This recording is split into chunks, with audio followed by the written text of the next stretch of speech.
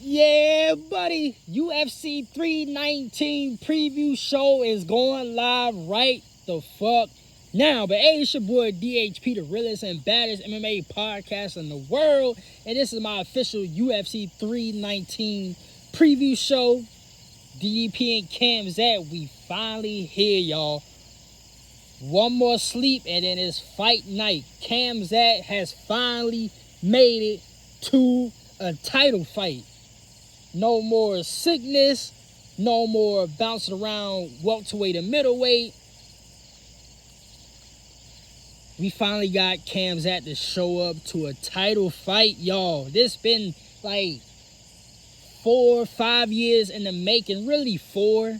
Because, you know, we seen KHAMZAT fight like in 2020 and stuff like that. But we wasn't really thinking about KHAMZAT getting the title shots like 2021. So I'm going to say 4 years. It's been 4 years in the making, y'all. Let's go.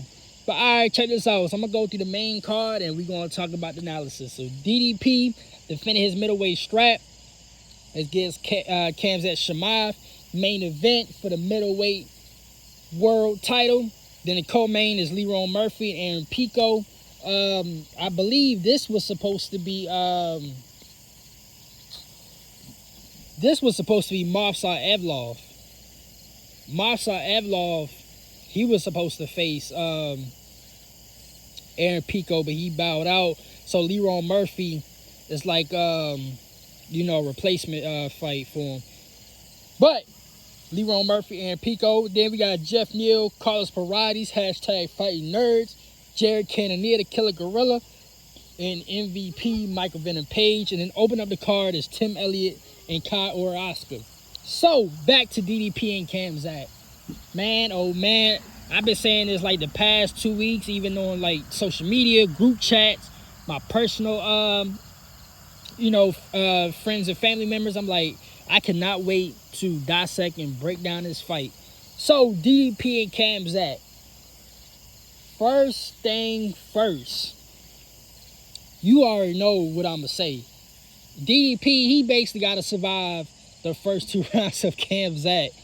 But, you know, if we break it down from, like, categories, striking for striking, I feel like DDP is the much more technical striker.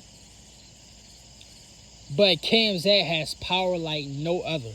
Like, if we go power, like, if we go on so technical prowess, DDP has KHAMZAT beat on the technical prowess. But if we go power for power, KHAMZAT definitely has more power than DDP.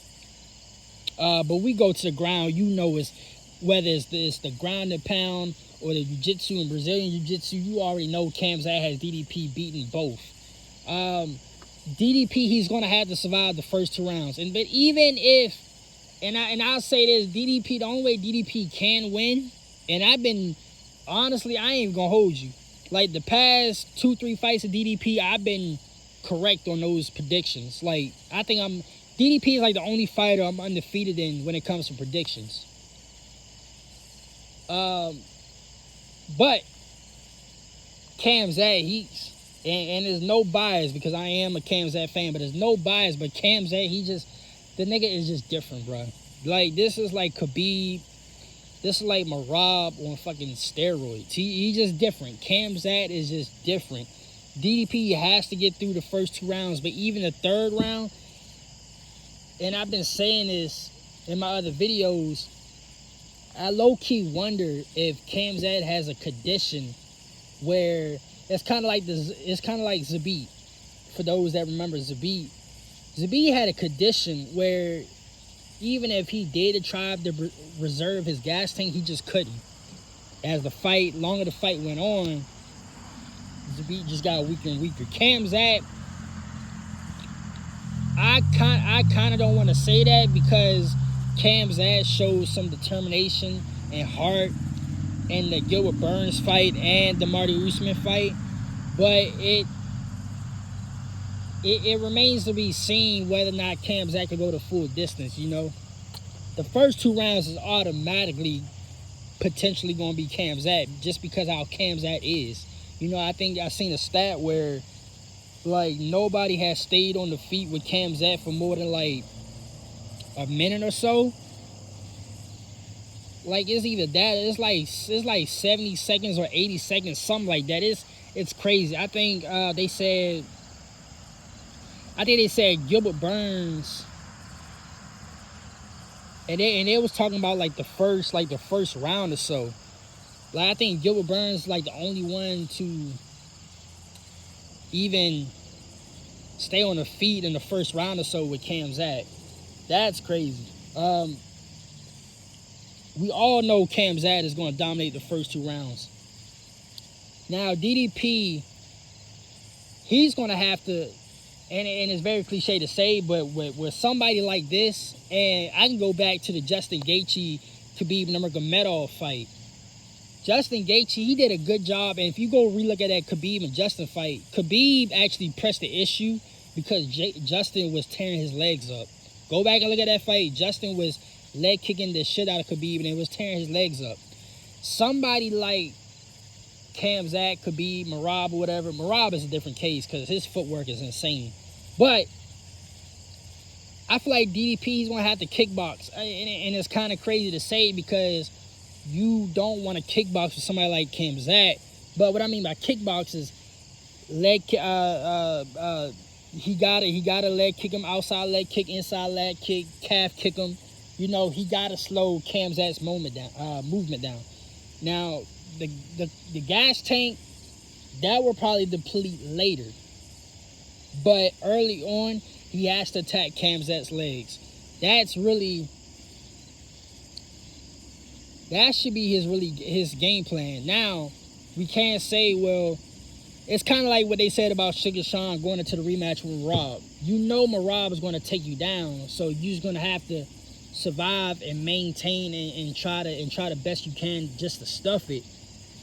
The same thing with KHAMZAT. Like, you know that the inevitable is coming. He's going to take you down, but you can stop that if you leg kick the shit out of KHAMZAT. You know what I mean? I don't expect the fight to go to decision, honestly. I really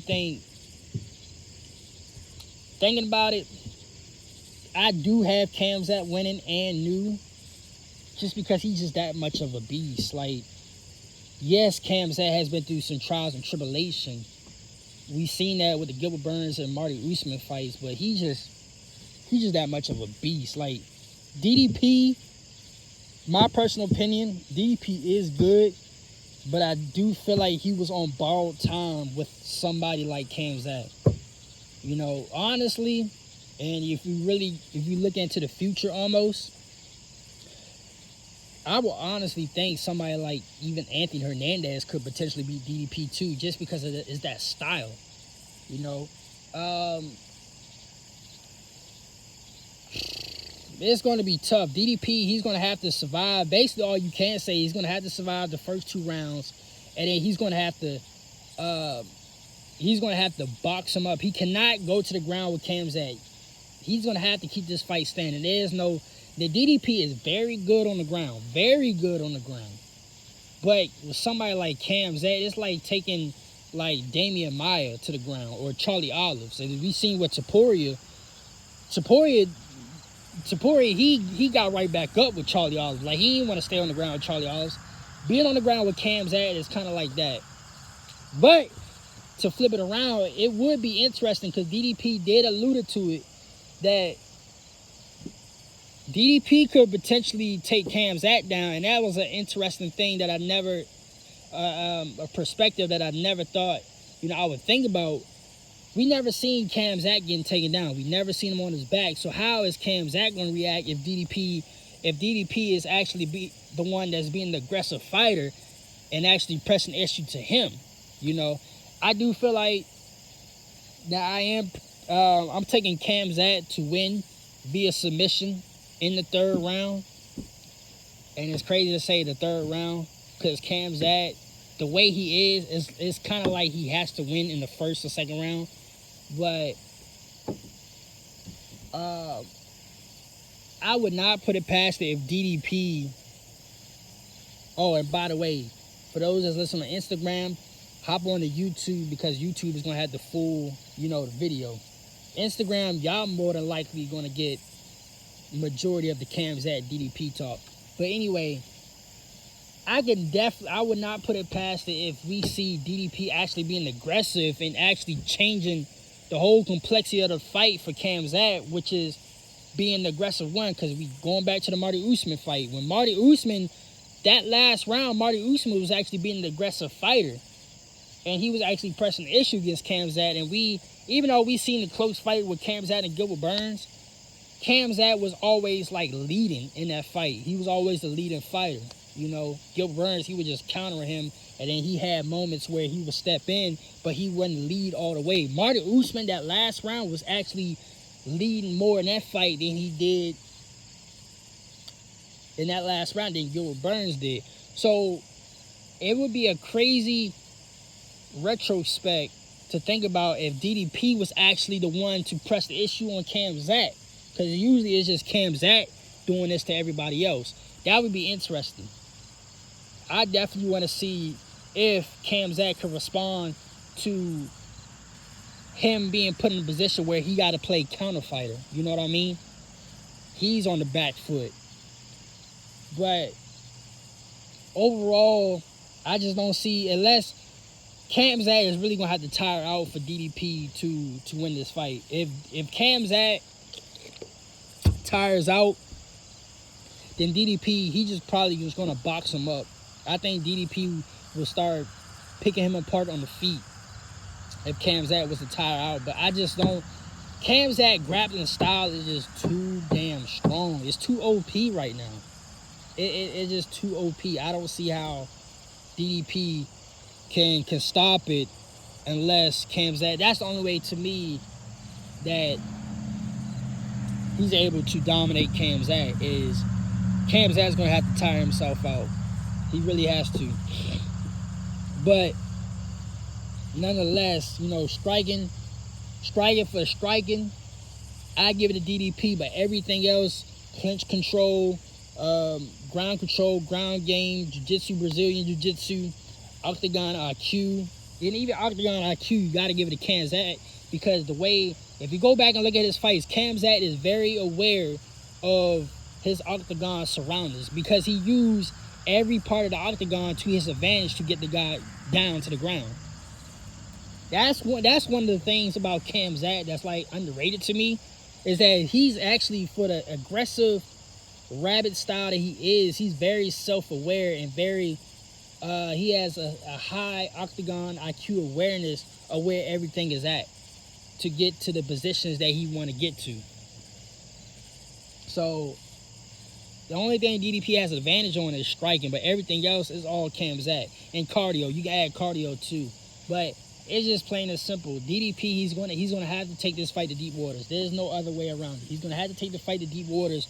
But I'm gonna say KHAMZAT gets it done. Rear naked choke,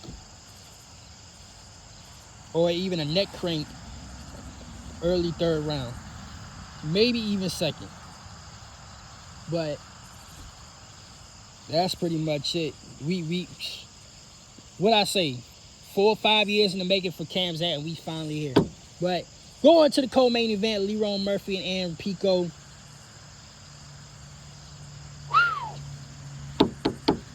You know, I want Aaron Pico to win just because, like, some of the new fans been, you know, and ain't nothing wrong with them being UFC biased, but Aaron Pico, he is no slouch. But I do think Lerone Murphy, even though stylistically this is, you know, I did say stylistically this could be a tailor-made matchup for Aaron Pico, but then I thought about it. I'm like, wait a minute. Aaron Pico may have a hard time because Lerone is not that forward pressure guy. Like, he's more, dare I say, he's like the featherweight, the more skillful featherweight version of Leon Edwards. Like, he's so methodical, slow pace. Like, as much as I want Aaron Pico to win, Lerone Murphy, I think he should win this fight. Stylistically, this is low-key, and I flip-flop. This is low-key a good matchup for Lerone Murphy just because it's a methodical style. Grappling wise, Aaron Pico definitely has the advantage, but striking wise, I think Lerone Murphy, he could, you know, piece him up limb by limb. So I'm gonna go Lerone Murphy on this matchup. I feel like he would get the better of Aaron Pico on the feet. I don't see a finish in this fight because I see this fight going all 3 rounds. But you know, just to be different, I'm gonna say split decision. Just because, just especially the way the judges been, and I dropped that video about the judges during my weekend recap. I'm gonna say split decision just to be a little controversial, because what else? The MMA judges have proven me no different that they won't fuck something up. So I'm gonna go split decision, Lerone Murphy. Jeff Neal and Carlos Paredes. I ain't gonna hold you. This low-key could be sleeper fight of the night, and only because these niggas probably gonna bang it out. Pause. But they probably gonna bang it out for real. I expect Carlos Paredes. I'm gonna say a late first round knockout. Late first round knockout. Carlos. Now Jeff Neal is no slouch, but Carlos Paredes, he just, which is crazy because the way he lost to Ian Gary is like, I didn't expect him to lose to Ian Gary like that, but I feel like Carlos is a much more of a high-level technical striker. But it goes to show you how much better Ian Gary really is for real. For him to even go toe-to-toe with Shavkat, and then him doing what he did against Carlos Paredes, even though Carlos was so close to finishing Ian Gary at the end. Carlos Paredes is a technical striker to me, and a high level of that. But I'm going to say he gets a first round, you know, late first round stoppage. He's the more powerful striker. He's the more technical striker. Jeff Neal definitely got the experience and much more IQ than Carlos. But striking ability, Carlos, he should be Jeff Neal here and you know, bounce back. So now we go to the second fight of the main card. Killer Gorilla and MVP. And I seen my mans, he sent me a TikTok of, you know, the guy doing the betting shit. And he was saying, you know, Jared Cannonier. So if you wanted to bet, you know, do some like risky bets, whatever, do Jared Cannonier for double chance, submission, or points. That's false, in my opinion. Jared Cannonier is not submitting MVP, so let's get that out of the way. This fight, I was conflicted because I can see where Cannonier can actually knock MVP out like Douglas Lima did, but MVP, just his fighting style, it frustrates a lot of niggas. Like, I honestly, and this might be one of the most, I ain't gonna say that to be disrespectful, but it might be the most boring fight on the card. Just because, and it's not because they're not entertaining.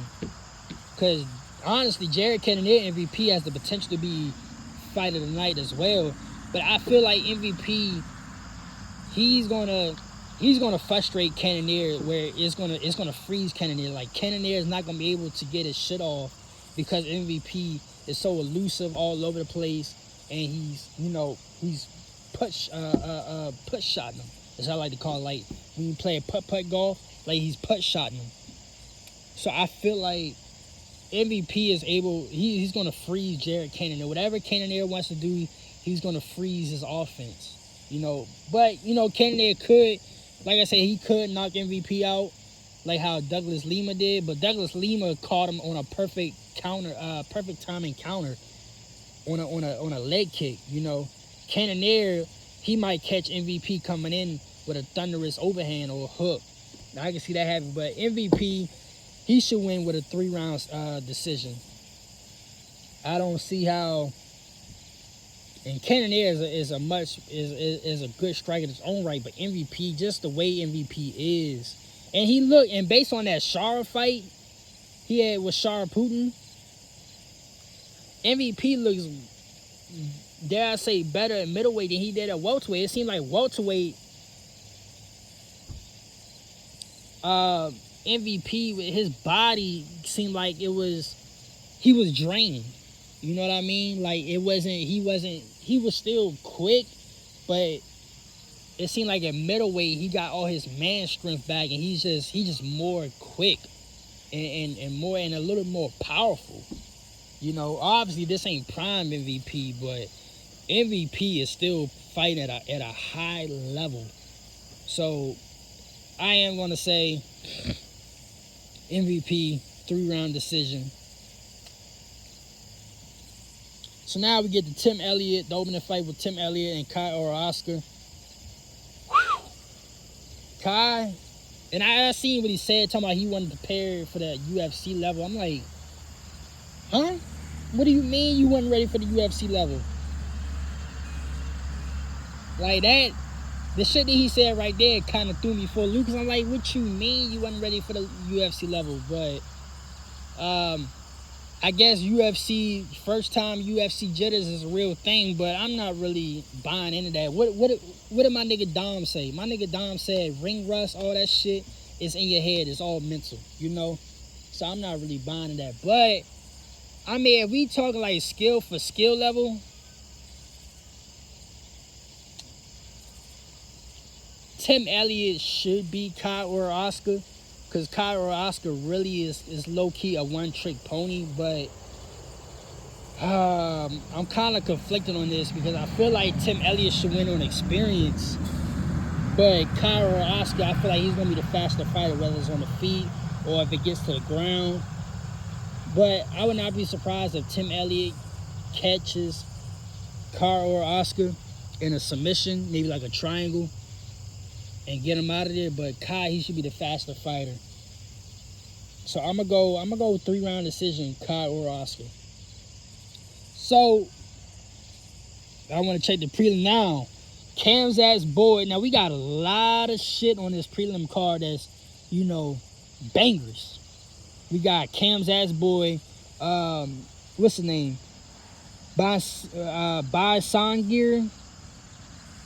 I don't even know how to pronounce man's name, but if you watch the Contender Series, this nigga's a beast. So that's KHAMZAT's boy. So we got him versus Eric Nolan. Then we got GM3 versus Michelle Olenek-Shuk. Yo, I be butchering the shit out of these names. Jessica Andrade coming back to face Lupi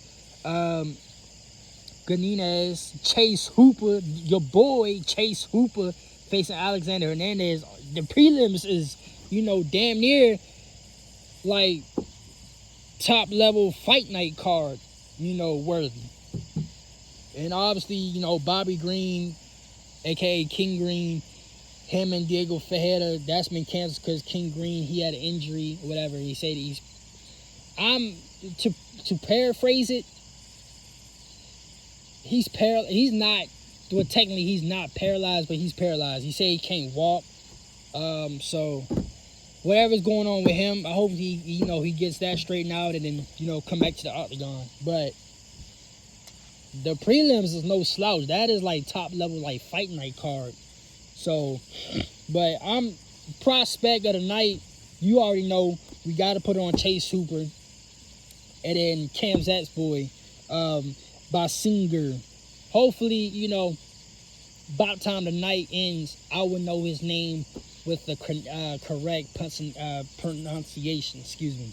But other than that, and then Brian Battle. Let me get the Brian Battle. Lord Jesus, have mercy. So, man, bro, and I like Brian Battle, but damn. So this nigga Brian Battle missed weight. So his fight is canceled, right? So this nigga Brian Battle missed weight by 4 pounds.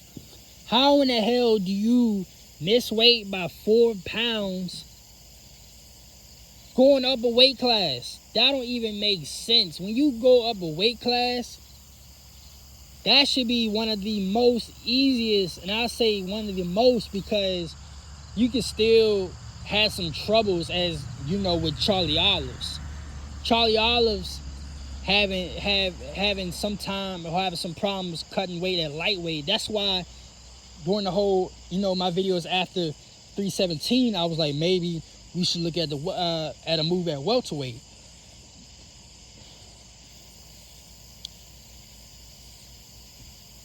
When you go up a weight class, that should be one of the most easiest weight cuts you will ever have as a professional fighter. Especially, again, if you fight at welterweight, right? It's like, so we're going to talk about Brian Battle because this is the situation at hand. Brian Battle was at welterweight. He missed weight, right? Okay, boom, whatever. Usually they give you one extra chance because I can pretty much tell you, 80% of the UFC today, it don't matter who it is, male, female, any weight class, heavyweight, well, not heavyweight, middleweight, welterweight, lightweight, featherweight, bantamweight, flyweight, whatever. Other than heavyweight, because heavyweight it is what it is with heavyweight. But all the lower weight classes, at least about so 80% as a whole, if we combine everybody together, at least 70 to 80% of the UFC, right? But in a specific weight class division, at least about 40% to 50% of the guys, or we could actually bump that up to at least 60 to 70%, because lightweight, as we all know, lightweight before, like the past couple years, lightweight used to be full of featherweights. With that being said, really nobody is fighting at their natural weight class. The only two people that I know off the top of my head that's fighting at their natural weight class is Colby Covington at welterweight and Yuri Prochazka at light heavyweight. Go back and look at their walk around weight and their weight coming into fight night and their weight after fight night. Those are the only, and there's quite a few because I've seen the list. I made a video about it in the past last year. It's only quite a few, it's only like 6 or 7 people. But off the top of my head, those are two that I know off of my head. Yuri Prochazka and Colby Covington is the only two that's fighting at a natural weight class. Pretty much nobody else is. So, with that being said, right, you go up a weight class like Brian Battle, miss weight at welterweight, right? Because, once again, nobody's fighting a natural weight class. So, every now and then, I wouldn't say every now and then, but you're low-key bound to fuck up, a weight cut. And which is why, and I know I'm going off on a tangent, but this is why that Topuria said that he would rather go up to lightweight because, yeah, he can make 145, but he can't do it consistently for a long extended period of time. So he'd rather go up to lightweight now, and then that's it. So with that being said, right, if you're not fighting at your natural weight class, you're bound to fuck up a weight cut at least once. Okay, you do that, right? Depending on who you are and depending on what the fuck is going on, UFC they gonna let it slide once or twice. As Charlie Olives, they stripped Charlie Olives, but he's still getting title shots, a fan favorite, and a main event fighter in the UFC headliner pay-per-views. Now, there was some fighters that missed weight twice, and then Dana spoke out, was like, yeah, we're going to have, even KHAMZAT for an example. There was talks, and go back and check out the old interviews like 3 years ago. Dana White, and I'm talking about KHAMZAT because he is fighting finally. They was talking about KHAMZAT. We may need to look into KHAMZAT going up a weight class, which he's at right now at middleweight, right? So, when you mess up the weight cut once or twice, whatever, they would, depending on who you are, they will give you another chance. And that last chance, that other chance you get, they just gonna bump you up to another division. Whether you like it or not, they're gonna bump you up to another division, to a division higher, right? If you miss weight for that weight class, then it's over. It's over. It's wraps. Nigga, you fucked up. Brian Battle doing what he did with this, and the athletic commission, they stepped in and they canceled the fight. Because I seen it during the weigh-ins. Dude, his shit is over. You cannot miss weight going up a weight class. How do you miss weight going up a weight class? And go back to the videos I made the past couple weeks, because I spoke about this with Charlie Olives. Which is why I said we possibly, even though he made weight for that Topuria fight, but it wasn't a good weight cut. So that's why I kept saying maybe, and obviously he's getting booked in the fight against Rafael Fiziev. I don't know what the fuck going on with his manager and the people around him, but I've been saying maybe we just need to look at one last move going up to welterweight. Because really, from here on out, Charlie Olives, and we all love Charlie. He will always be a fan favorite in the UFC, but I feel like his run and getting another title shot is pretty much over. But back to Brian Battle, you cannot miss weight going up a weight class. It's just unacceptable. It's just unacceptable. And to miss it by 4 pounds, it's like you didn't even try. You didn't even try to cut weight.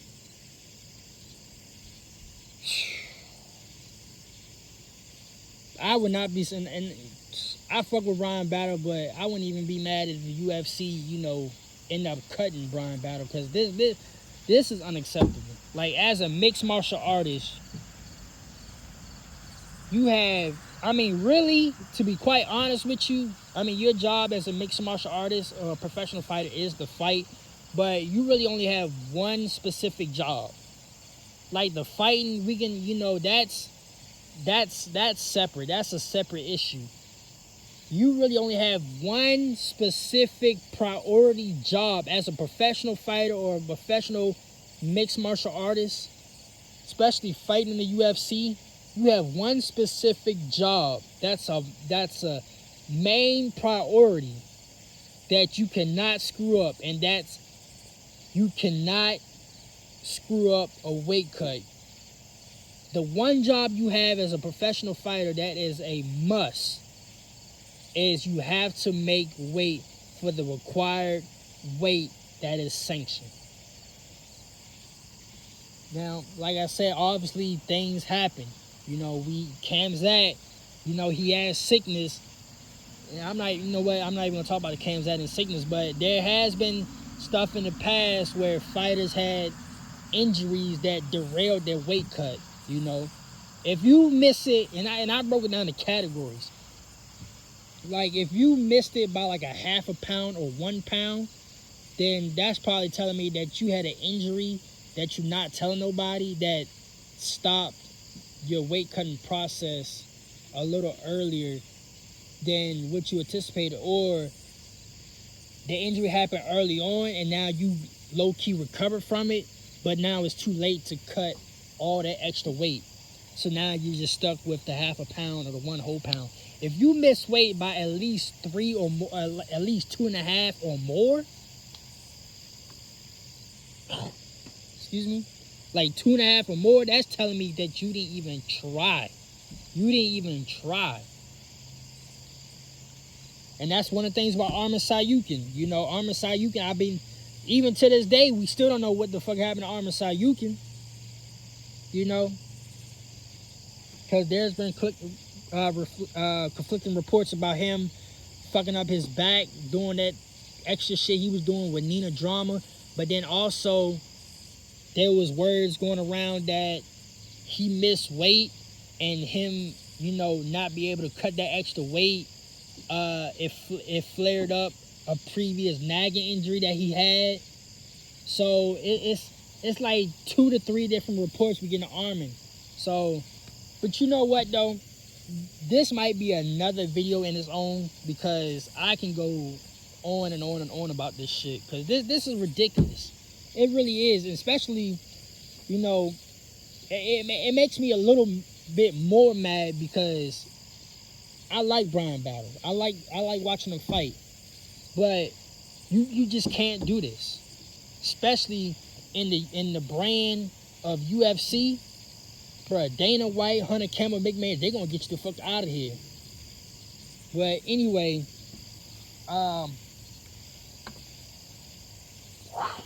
for those that made it this far in this video, this is my official 319 preview. We finally here with KHAMZAT, y'all. KHAMZAT finally in a title match. So one more sleep, and then it's showtime, baby. So until my review video Saturday evening, technically Sunday morning, I'm gonna go ahead and skedaddle, man.